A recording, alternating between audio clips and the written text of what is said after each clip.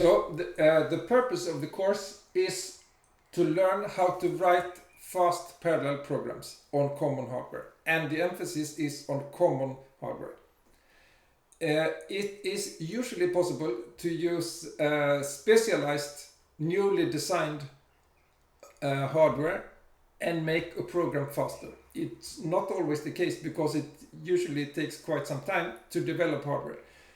And then we may have found a better implementation in software instead. So it's not guaranteed. But what we really want to avoid is to write a parallel program for some fancy exotic hardware that is obsolete within a few years, and then having to rewrite it for some other exotic hardware. What we want to use is so-called shared memory multiprocessors, or cache coherent shared memory multiprocessors. That is the hardware that is in your phones, in your computers, and on common servers.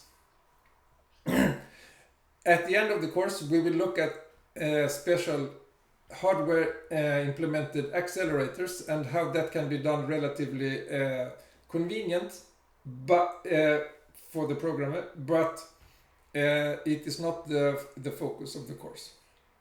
Okay. It's very important to understand the pros and cons of different approaches to parallelizing an algorithm.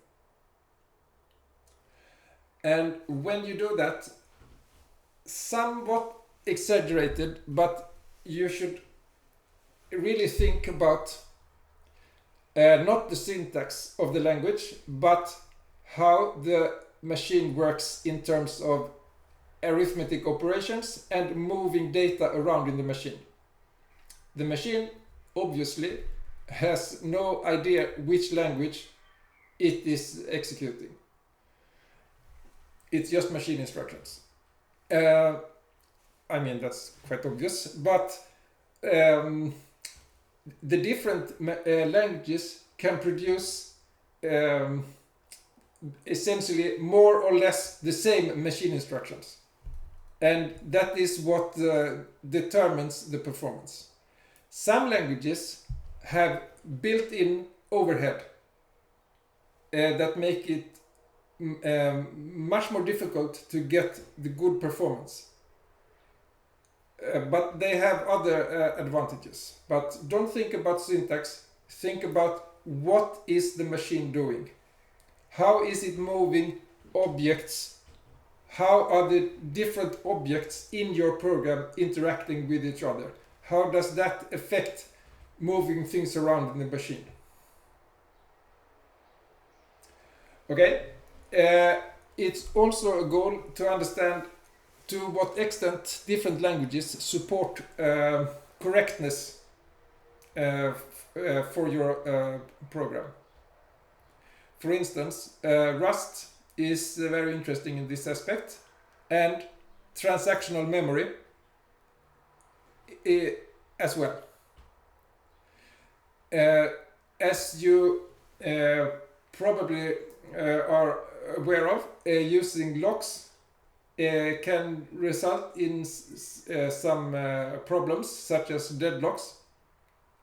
And if we can avoid locks and instead use other approaches that more or less guarantee correctness, that's really nice. And that is what we will come to in the last lab, namely transactional memory.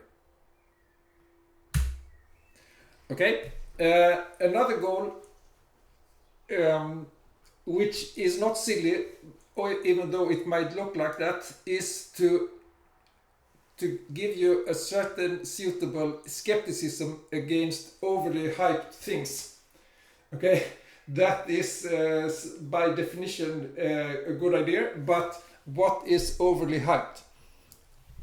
Usually new parallel hardware is overly hyped, and you will understand completely what I mean with that when we go through new hardware developments over well, since the first parallel computer. Okay.